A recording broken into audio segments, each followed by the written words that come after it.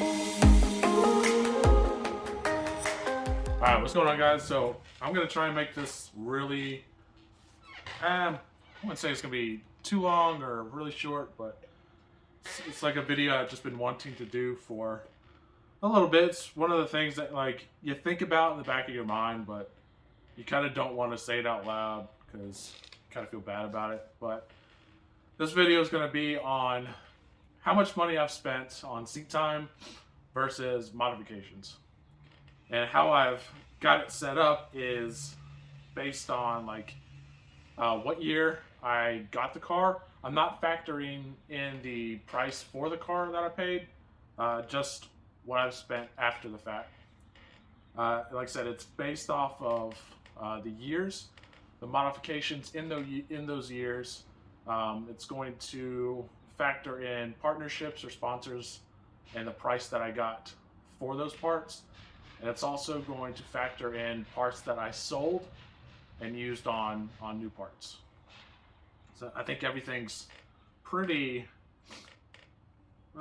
looks pretty good. So we're gonna just jump right into this. Let's see if I can make this larger. So I bought the Civic in 2021, March of 2021. I actually think this week is the anniversary of this car. And actually my first track day was with NASA Southeast. It was DE1. It was at Carolina Motorsports Park. And the mods that I did for that, and these all go in order from when I did it. The first things were lowering springs, H&R lowering springs, Enkei TSV wheels, and Hankook Ventus V12 Evo 2s. The springs were $215. The Enkeis were $900, and the tires were $670. And that essentially gave me a great formula for heading to the track, or so I thought. The track prices for that weekend, which was in May of 21, was $330, and that was for a full weekend of driving. You get 4 sessions of actual track driving and then 4 classroom sessions, and that goes on for 2 days, so Saturday and Sunday. At that time, it was a pretty good deal, and CMP is relatively cheap. Shortly after that, I kind of got a feel for how the Civic was handling, and I ended up blowing my suspension on the springs shortly after that track day, like maybe a month into that, and they were like completely blown. So I was like, you know what, I got to get coilovers. It's something I should have done to begin with, because I had scheduled another track day later in 21 at CMP again, and so I ended up selling the springs. I made $200 on those, so I really didn't lose a whole lot of money, about $15 overall. I bought some Hawk HPS brake pads. They're not terrible. They're a good street pad, maybe an autocross pad. I bought some, let's see, what did I get? I sold the springs and I bought some yellow speed coilovers. The coilovers were part of a partnership deal, and so my price for those were $900. I think I saved like $300 to $400, maybe even $500 on a set. The HPS brake pads were about $205. At the same time, I got the SPC camber bolts, because at the time when I had the springs, I didn't have a whole lot of camber. I had maybe negative 1.8, which is not a lot. And usually more camber gives you more turn-in response, so that's what I was going for. The SPC camber bolts were $125 through Pro Civic. The let's see what else. Oh, then I got the Progress rear sway bar, 24 millimeter with the adjustable end links. I got that through JHP USA. That was $330 shipped. And all of these prices are ship prices, rounded up to the nearest whole dollar. So I got the progress bar. Ended up getting a hybrid racing stainless steel shift knob, the really heavy weighted one. That was $67. And then I got the boot collar from hybrid racing as well, because the my old boot was kind of sagging and falling apart. The retaining ring, like the rubber ring that holds the collar in place, had broken. The plastic had broken, so I just replaced all that. The boot collar was $30. I got all of that through JHP. Shortly after that, I got the rear wing from APR. That was also a partnership deal. It was actually through NASA. It's almost like a contingency, but not really. It's more like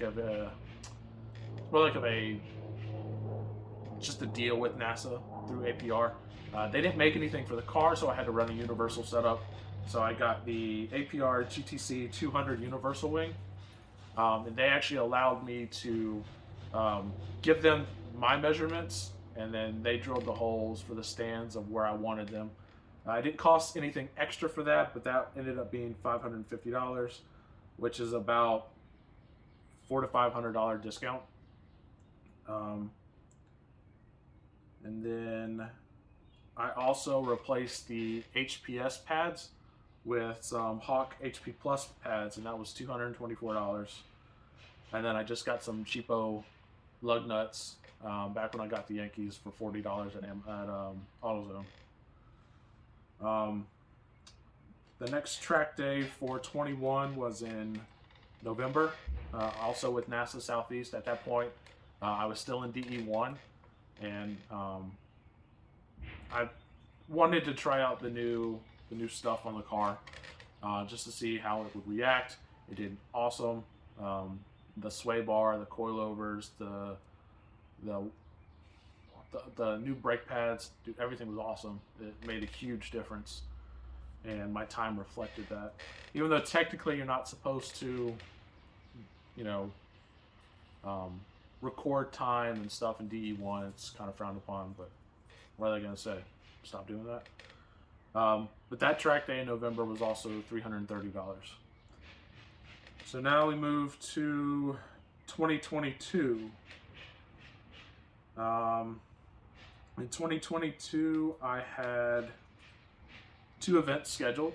I did my first VIR track day with NASA Mid-Atlantic in Hyperfest, which was in May. That was expensive. That was my most expensive track day to date up until this point.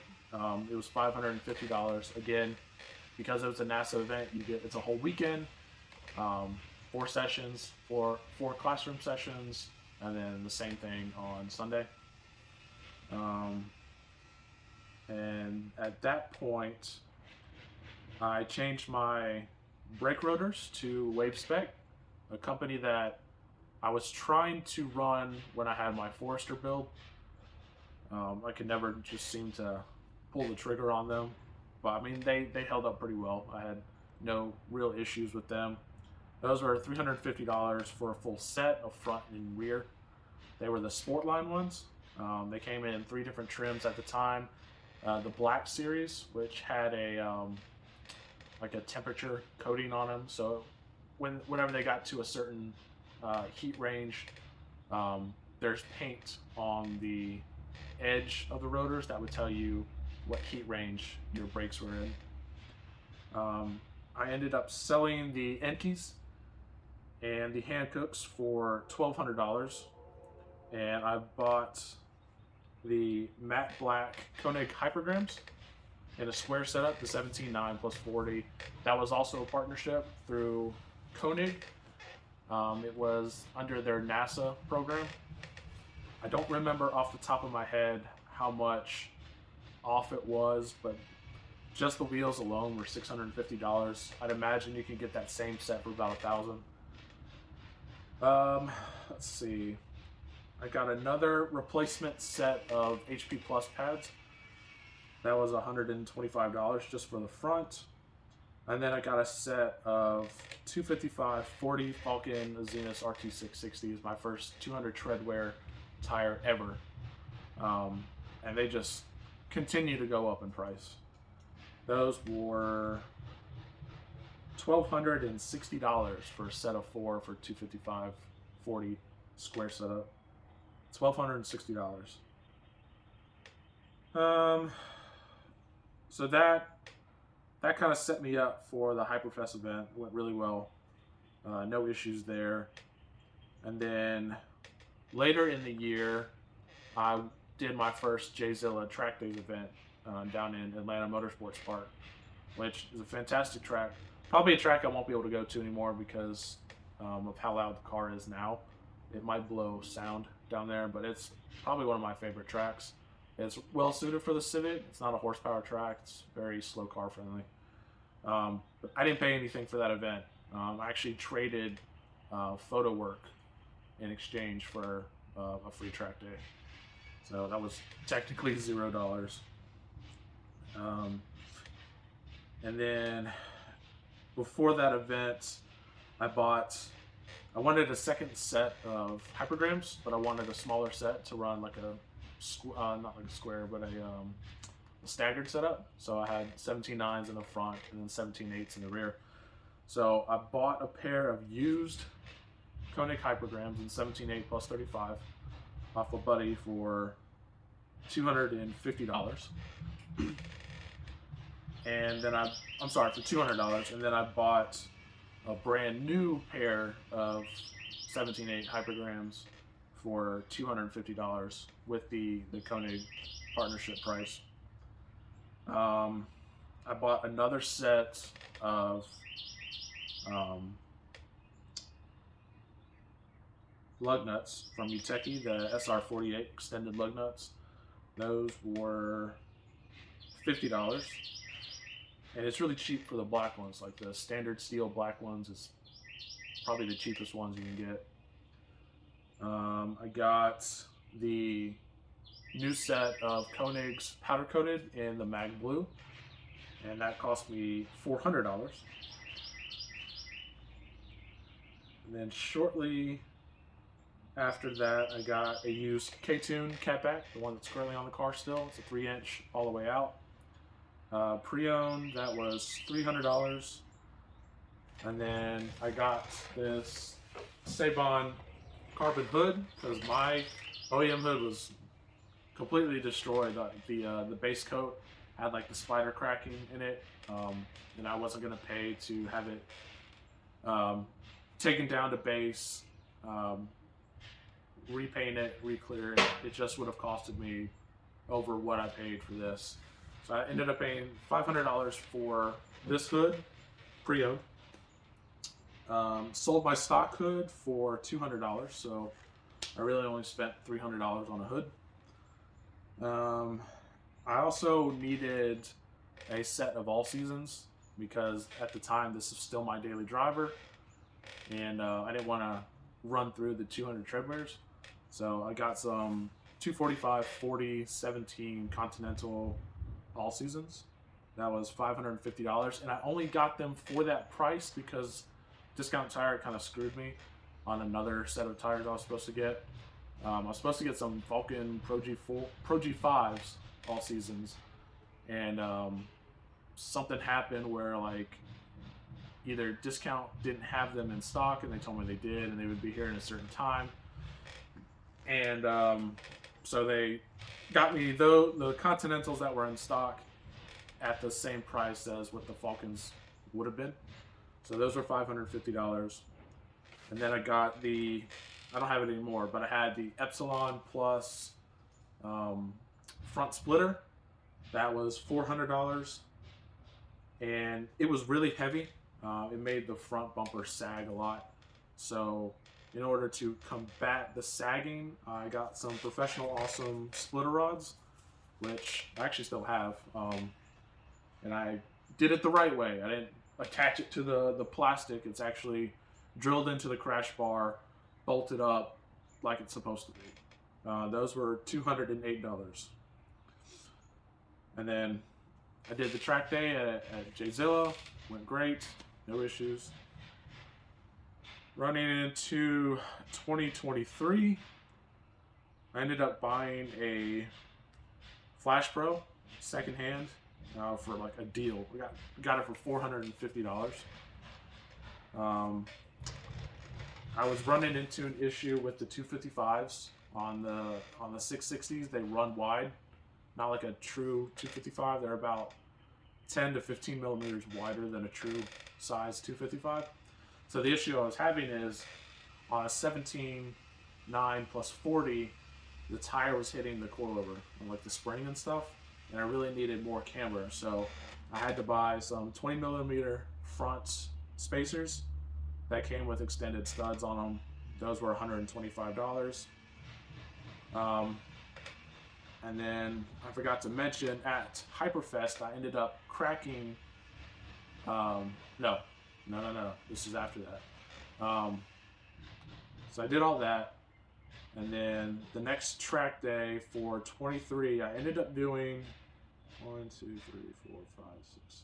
I did 7 track days last year for 2023, which is insane.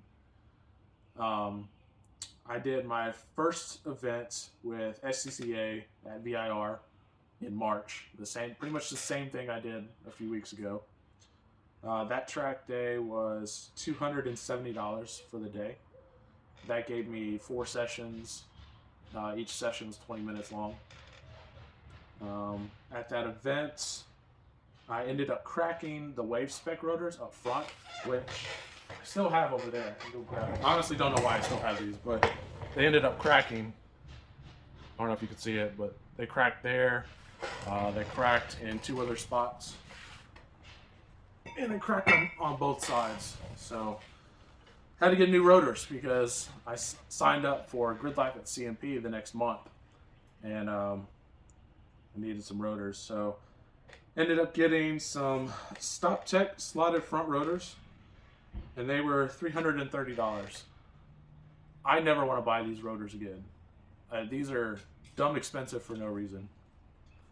If you ever go with rotors, you don't have like a BBK or you still have stock brakes and stuff, just get blanks. They're cheaper. They do the same exact thing as slotted rotors, and they're way cheaper. Ended up selling the splitter for $350, and then bought another pair of RT660s 255/40 just for the fronts. Those were $800 by themselves. No, my bad. Those were $415. Because I was doing a staggered setup for 2023, I bought a brand new set of 225/45 RT660s, and that was $800. Ended up selling the all seasons for $450, so made some money.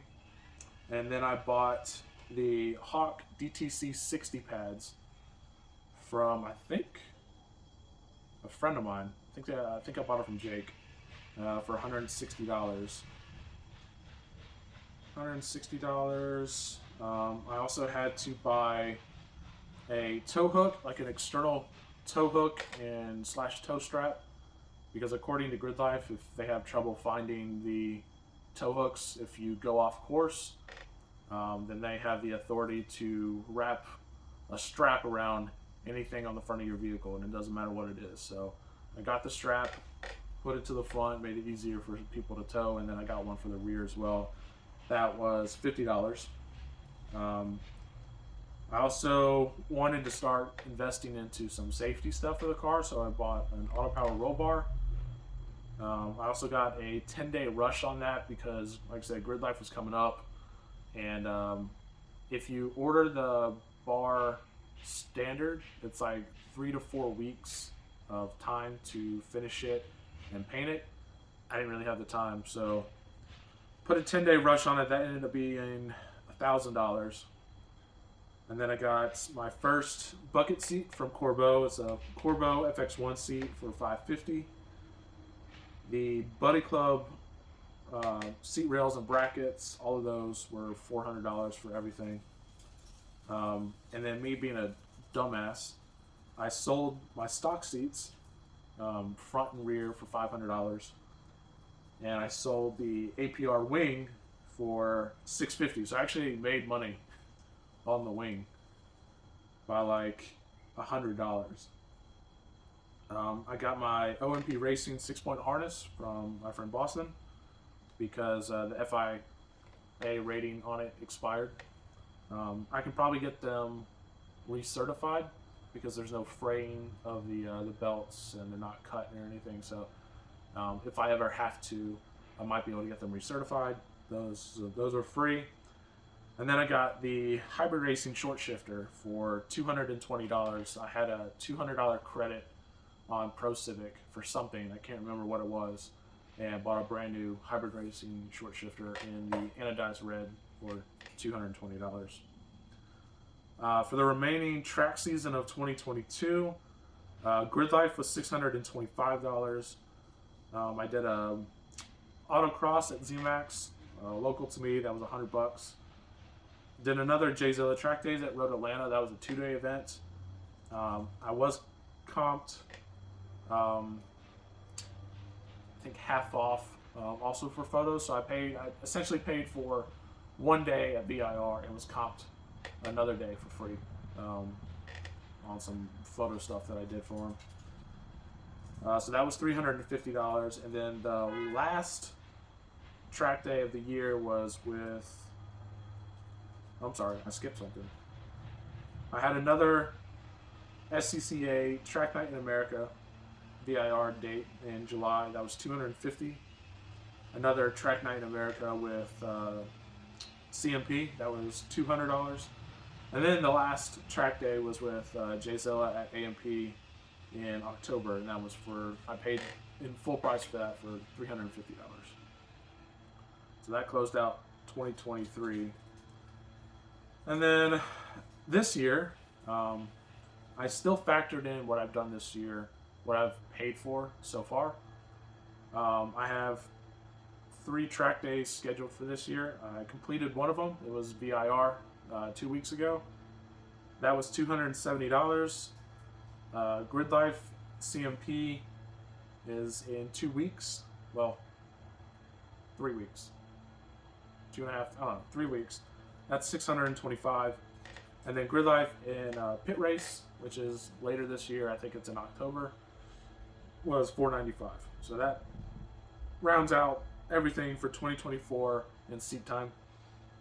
And like I said, I'll go over all of the totals for each year after I'm done with the mods for what I've done for this year. So for this year in mods, I got the PCI Swannet wing.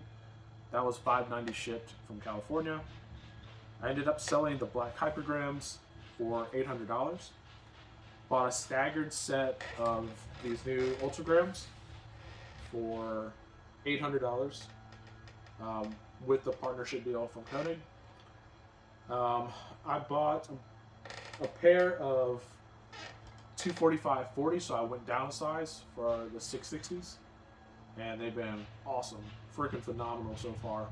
It was $480 for the front, and then I just reused the old 225/45s because they still got plenty of tread left on them, so I didn't spend any money on that. I just took them off of my blue wheels and put them on there. Let's see. Bought a Hybrid Racing titanium shift knob.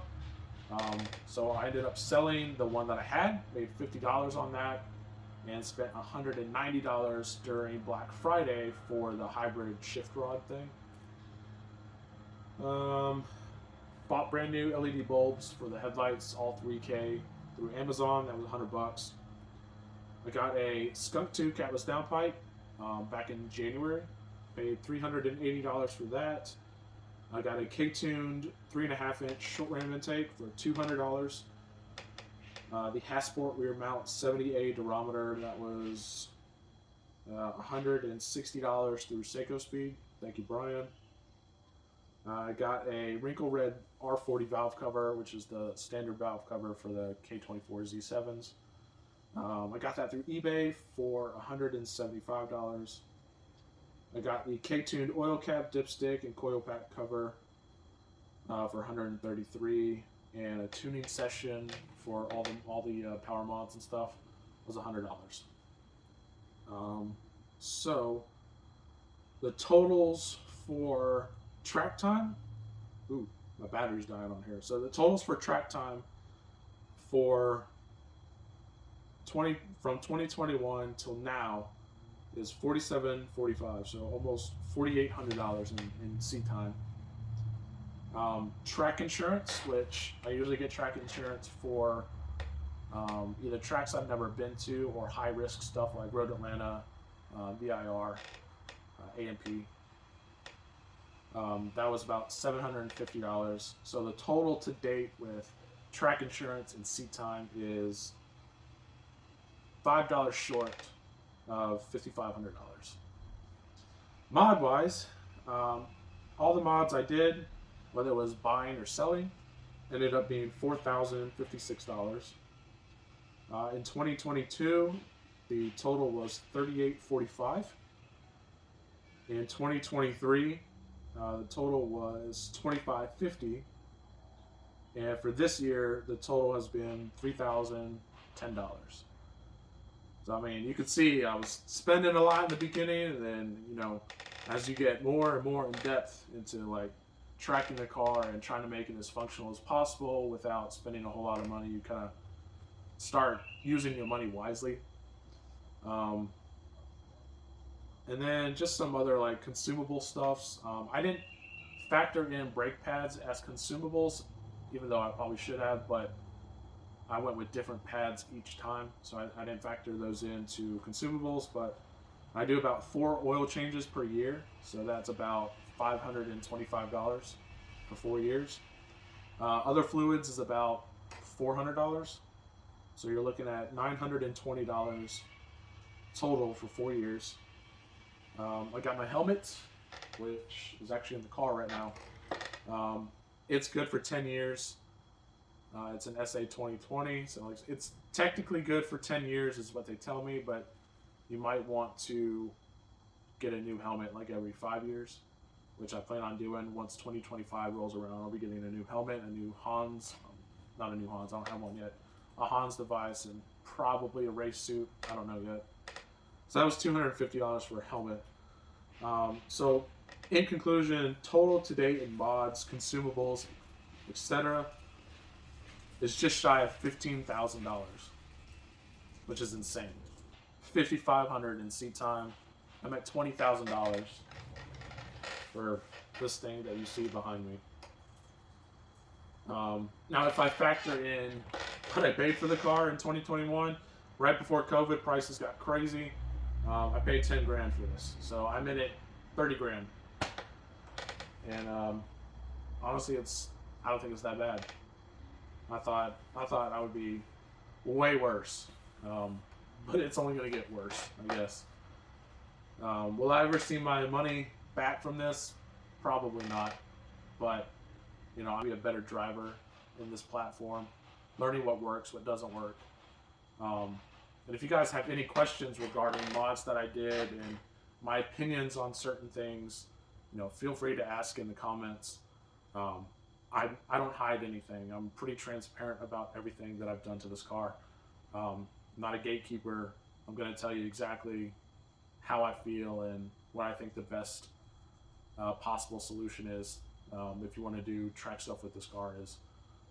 Obviously, my word's not the gospel, but it works for me, so it could possibly work for you guys. So my battery's dying on the computer, so I'm gonna end this video. I'll catch you guys in the next one. Deuces.